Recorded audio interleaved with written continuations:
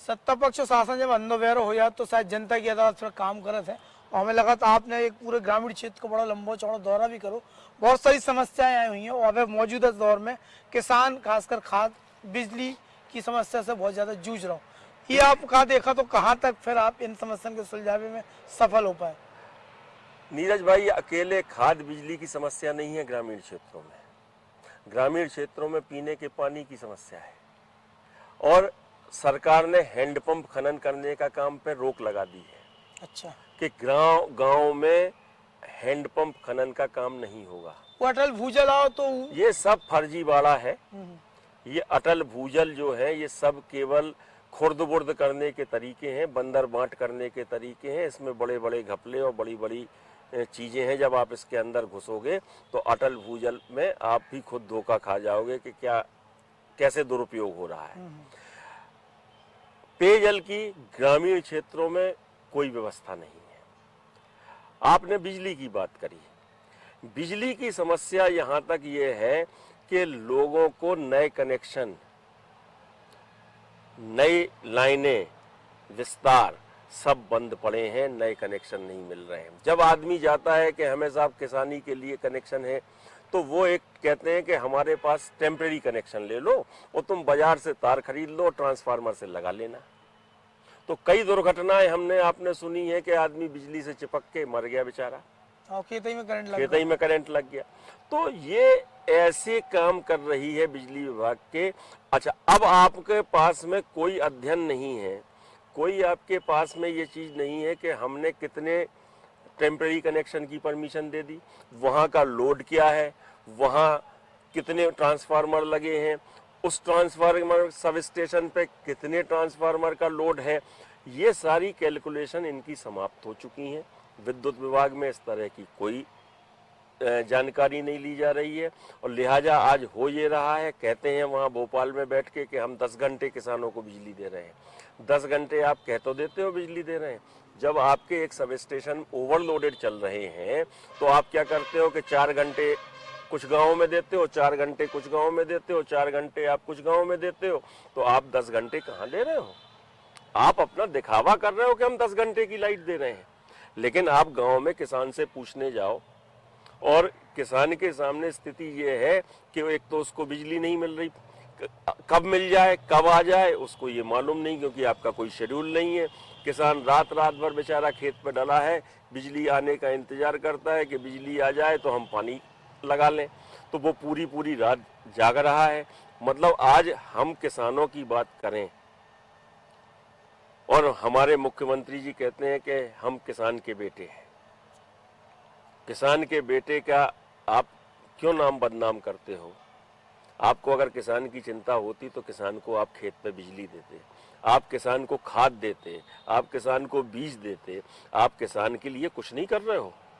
आज खाद के लिए वो लंबी लंबी लाइनों में लगता है और जब वहां से वापस जाता है तो कहो खाली हाथ चला जाए और कहते हो आपके किसान को खाद की कमी नहीं रहेगी। एक तरफ आप ये बयान देते हो, दूसरी तरफ आप उनको ना बिजली उपलब्ध करा पा रहे हो, ना आप उनको खाद उपलब्ध करा पा रहे हो, ना बीज उपलब्ध करा पा रहे हो।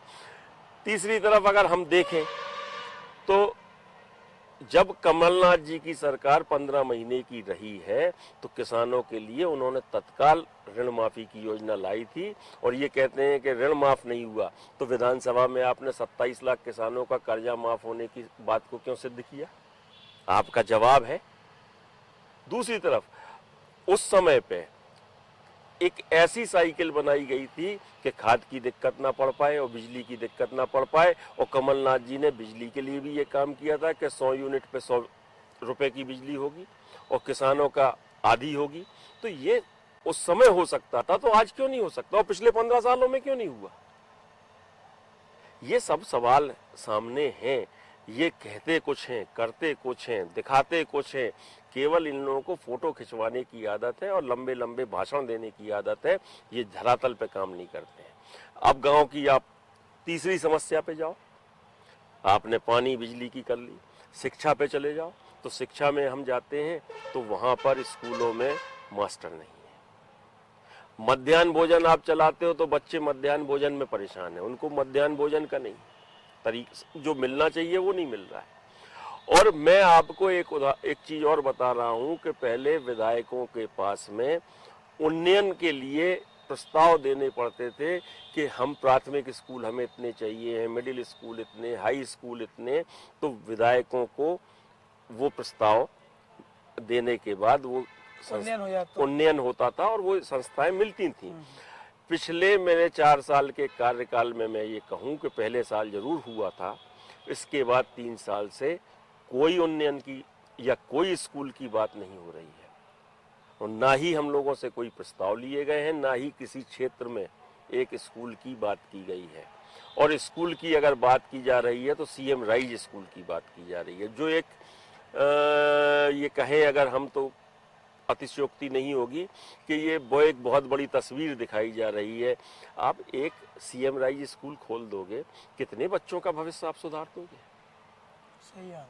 गांव-गांव जो प्राइमरी, जो मिडिल और जो हाई स्कूल में जो बच्चे गांव-गांव पढ़ते थे, उन बच्चों का क्या होगा? आप कह रहे हैं दूसरे चरण में हर 15 किलोमीटर पे हम एक सीएम राइज देंगे, तो 15 किलोमीटर के बच्चे उस सीएम राइज में पढ़ेंगे। आपने उन स्कूलों के रख रखाव का खर्चा बंद कर दिया, आपने मास्टरों की भर्ती की तरीके बदल दिए, बंद कर दिए, आपने वहाँ की जो सुविधाएं हैं उनको खत्म कर दिया। तो आप शिक्षा को कहाँ ले जा रहे हो, किस स्तर पे ले जा रहे हो, ये भी एक देखने का विषय है। हम चले स्वास्थ्य की ओर, तो स्वास्थ्य पे अगर हम ध्यान दें तो आज अस्पताल की हालत आप भी देख रहे हैं कि डॉक्टर्स नहीं है। जो इन्होंने उप स्वास्थ्य केंद्र जगह जगह निर्माण तो कर दिए और बिल्डिंग तो बना दी, लेकिन उन उप स्वास्थ्य केंद्रों में स्टाफ नहीं है, तारे डले, जानवर बैठते हैं। अगर आप सिस्टम को लैप्स कर दोगे, ये उप स्वास्थ्य केंद्रों से ये होता था कि छोटी छोटी बीमारी वहीं गांव में इलाज मिल जाता था लोगों को, तो जिला अस्पताल में लोड नहीं पड़ता था। उन्हें आयुष आरोग्यम केंद्र बना दे तो उनमें कुछ नहीं हो रहा है। और जो सुविधाएं, आप आयुष्मान कार्ड की बात करें तो आज आयुष्मान कार्ड भी जो बन रहे हैं, ये आयुष्मान कार्ड के मेरे पास अनेक उदाहरण ये आ रहे हैं कि साहब इस बीमारी का इलाज का नहीं पैसा मिलेगा, इस बीमारी का नहीं मिलेगा। तो फिर ये आयुष्मान कार्ड क्यों बना? जब एक तरफ आप कहते हो कि हम 5 लाख तक का इलाज मुफ्त है। कल ही मेरे पास एक अस्पताल के यहीं छतरपुर के ही आए थे कि हमारी बहुत से इस आयुष्मान कार्ड में वो रोक लगा दी गई है बहुत सी बीमारियों का कि इसको आपको कोई राशि नहीं मिलेगी। तो फिर आयुष्मान कार्ड काहे का? बीमारी को कार्ड देख के उसकी जो है तो यही वाली लगने। तो फिर आयुष्मान, तो आप गलत पब्लिसिटी जनता के सामने क्यों रख रहे हो कि हम 5 लाख रुपए का इलाज मुफ्त कर रहे हैं? तो ये भ्रमित करने की राजनीति छोड़े भारतीय जनता पार्टी। आम जनमानस के मदद की, सहयोग की और उनको दुख तकलीफ की हल करने की राजनीति करे, वही सफल राजनीति है। ये बाकी सब दिखावटी काम करना बंद करे। मैं तो आपके चैनल के माध्यम से यही कहूंगा कि जनता को भी अब इन सब बातों को समझना चाहिए कि हमारी जो मूलभूत जरूरतें हैं, बिजली, पानी, शिक्षा, स्वास्थ्य, किसानों को जो खाद, बिजली, पानी जो मिलना चाहिए, ये अगर नहीं है, आप न किसानों के साथ हो, ना आप बेरोजगारों के साथ हो, युवाओं के साथ हो, ना आप उस भविष्य के साथ में हो जो बच्चे स्कूलों से पढ़ के हमारे देश और प्रदेश का भविष्य बनने वाले हैं, उनके साथ आप खिलवाड़ कर रहे हो, तो ये काहे की सरकार है? ये कैसी सरकार है? ये कहाँ ले जा रही है अपने प्रदेश को? ये सवालों का जवाब भारतीय जनता पार्टी के उन सत्ताधारी नेताओं से जरूर आप लेना कि ये आखिर मचा क्या है और हो क्या रहा है। जब फसल बीमा एक बड़ो खेल हो, बहुत बड़ो फसलें में चौपट हुई, मौसम विपरीत रहो, कोरा गए वे वर्दा वे तिली नपट गई, सर्वे भाव का कछु मिलो का फसल बीमा को मुआवजा मिलेगा का, किसान केवल बनता जा रहा हो। नीरज भाई, बहुत अच्छी बातें आप निकाल के बता रहे हो।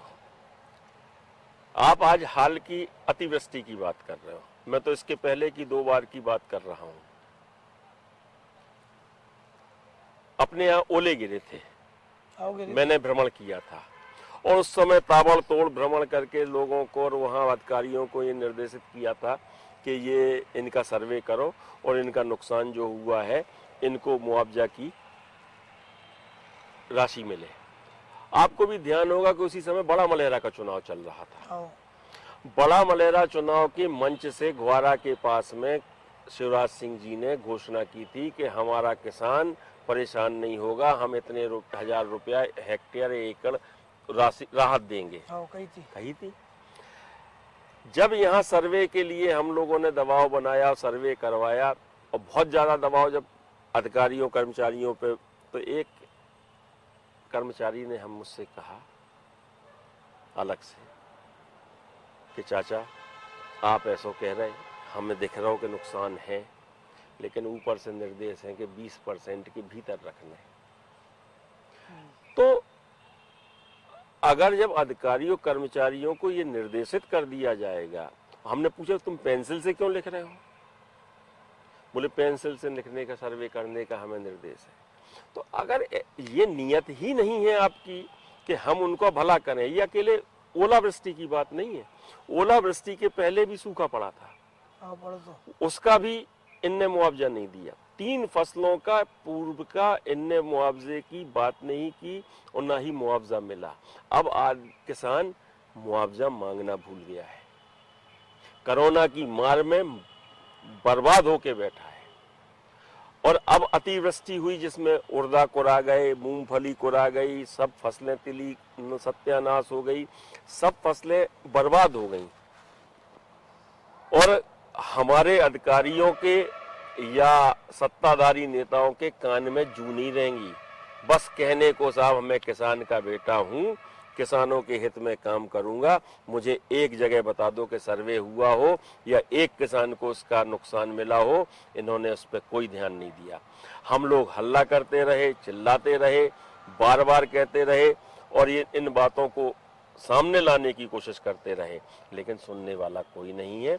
ये अंधी गूंगी बहरी सरकार है, ये ऐसे काम कर रही है, उस तरीके से काम कर रही है कि जिसमें ये अपने प्रदेश को सत्यानाश कर रही है। एक और